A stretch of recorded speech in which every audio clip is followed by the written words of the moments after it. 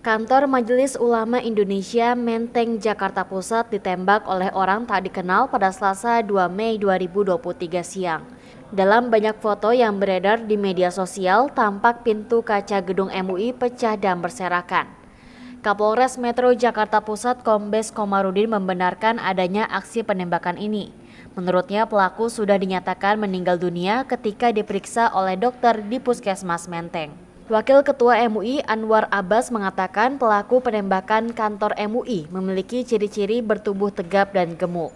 Menurutnya pelaku berusia sekitar 50 tahun itu mengenakan kemeja kotak-kotak dan berjaket hitam serta bercelana jeans biru.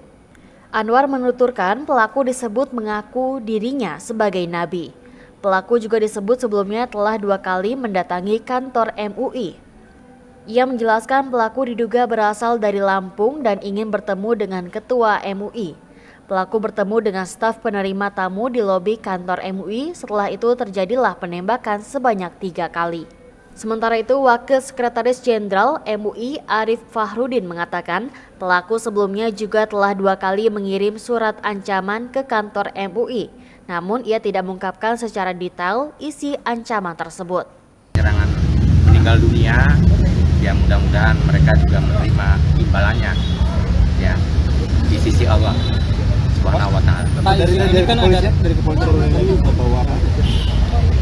Ya mereka tentu atas kewenangannya yang melakukan penyelidikan di tempat kejadian. Itu bawa apa? Ya saya kira nanti tanya aja ke Pak Polisi ya bawa apa saja, karena kami hanya menjaga tempat ini ya, karena sebagai tadi konsekuensi dari kami sebagai pengurus itu harus hadapi apapun yang terjadi sebagai tadi hadimul hukumah, sebagai kodim itu pembantu kadim. Pak, ini kan Bapak bilang tadi di teror kayak gitu ya, Bagaimana? Pak? Bahwa dia mengaku nabi itu benar atau tidak? Dalam surat-suratnya yang terdahulu ya mengaku sebagai wakil nabi. Apa keinginan dia dalam surat itu yang kami terima itu ada 3 surat. Yang pertama mereka minta pelaku ya penyerang itu minta ketemu, dan surat itu sedang kami bahas di komisi pengkajian. Kemudian surat yang kedua dia nadanya mengancam.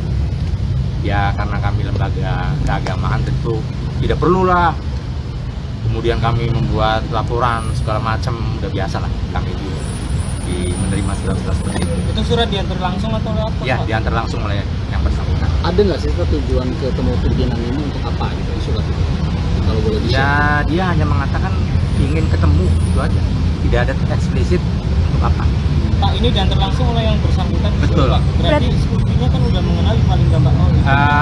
Ada yang ketemu langsung dan kenal. Namanya di sekretariat kami itu kan ada bagian persuratan. Surat itu diantar kapan, Pak? Terakhir 22 Juli 2022. Berarti hari ini bukan untuk mengantar surat Pak dia datang ke sini. Itu. Setelah ini bagaimana Pak? Kalau ada lagi begini akan ditangkap seperti apa Pak? Ya mudah-mudahan tidak ada apa-apa lagi. Pak, berarti Karena memang ada penjagaan ketat Pak dari pihak MUI Pak, sehingga akhirnya pelaku bisa Kami kan kantor pelayanan umat, jadi tidak seperti kantor DPR. Ya siapa saja yang hadir kemari ya datang dilayani, terbuka 2 pintu itu ya. Pak, berarti surat itu belum direspon ya, Pak? Sejauh ini. Dikaji, namanya juga surat kan perlu dipelajari, dan kebetulan kan masuk di bulan Ramadan. Pak, kalau emang udah menerima surat itu dari Juli dan itu bernada ancaman gitu, apakah tidak maksudnya antisipasi lebih lanjut sehingga nggak kayak gitu? Antisipasinya udah koordinasi dengan lingkungan, dengan RT di sini, bahwa ada orang yang datang seperti ini. Sudah cukup saya kira. Kalau lihat dari substansinya Pak, apakah memang dia dari background tertentu, apakah memang benar-benar personal kan dari 3 surat tersebut kan konteksnya. Biar nanti Pak Polisi saja yang memprofiling siapa dia dan sebagainya. Kalau yang terluka itu seperti apa, 2 atau 3 dan seperti apa kondisi? 2 orang yang terkena serpihan kaca, 1 yang terkena 1. Tapi yang 1 lagi itu security yang juga ikut terkena pecahan juga kaca. kondisinya per jam ini Masih dirawat di rumah sakit. Insya Allah kita doakan bersama beliau segera. Pak, kan pelaku sudah mengancam dan sebagainya, dan Bapak tadi juga bilang bisa teror seperti itu. Apakah ada misal pengamanan khusus atau pengawalan untuk pimpinan MUI yang sepertinya diincar? Ke depan mungkin ya, insya Allah kami akan bekerja sama meminta nasihat dari para penyelenggara keamanan di Republik ini ya, polisi ke depan, supaya kami juga menjalankan tugas amanah sebagai Soldikul Hukuma sekaligus mitra pemerintah ya. Tentu akan ada SOP siapa yang mau masuk dan keluar. Kalau sekarang kan kita memang ya diterima saja semua juga gitu ya. Selain polisi sudah ada koordinasi dari Kementerian Agama mungkin sejauh ini? Ya saya kira yang menyelenggarakan keamanan kan polisi. Jadi ya mungkin kami minta nasihat bagaimana SOP-nya supaya orang masuk keluar tuh bisa terlihat identitinya. Anda pers kan, nah jadi tahu gitu kan. Nah itu silakan kan. Kalau nggak ada jelas keperluannya, kemudian identitasnya ya mohon maaf kan gitu. Ada penjagaan di sana kan. Gitu. Untuk pengamanan berapa hari ke depan bagaimana Pak? Soalnya kayaknya di belakang ada pintu masuk juga dan masjid dan orang juga. Biasa-biasa aja, kami ini menerima ini kan tadi sudah kami sampaikan, ini kan musibah. Ya moga-moga tidak terjadi lagi. Itu saja ya.